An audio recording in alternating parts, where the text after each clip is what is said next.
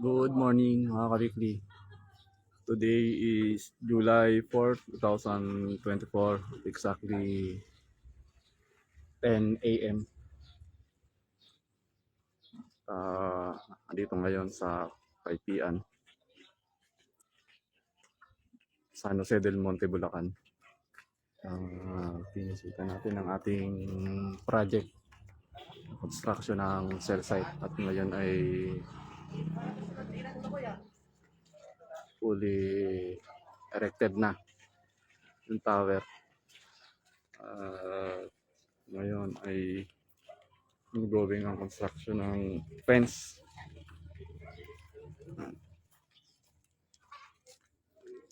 Dito ang ating mga laborers.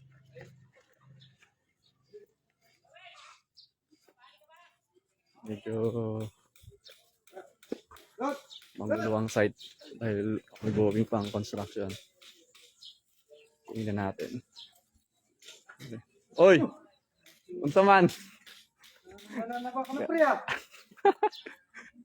Gagamot tayo eh. Putang ina mo yan, magagamot ka. Balita. Ito, may building, marami na tayong site eh. Puta na ako, hindi mo nakakutin eh. Ayaw pa mag-construct eh. Sino? May building permit na tayo. Saan? Dalawa. Gaya-gaya. Tsaka yung dyan sa dinadaanan natin papuntang Montalban, yung site natin doon. Okay, salamat. Ito yung power leg. Ito yung dalang pareho sa semento. Bahay. Di-deliver ako ng kontrata. Doon sa Barangay Gaya-Gaya. Diyan ba sa may bandang 50, wala tayong set dyan? Wala, isa na sa Sagray, isa lang site natin. Meron na yun. Wala pa nga schedule eh, naantay ko nga eh. Makuha ko na yung building permit ngayon. Doon may building permit na, last week pa. Gaya-Gaya. Oo. Baka meron doon sa may bandang 50.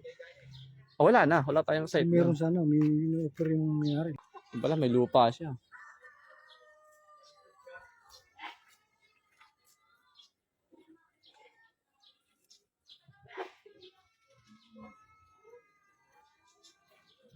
Okay.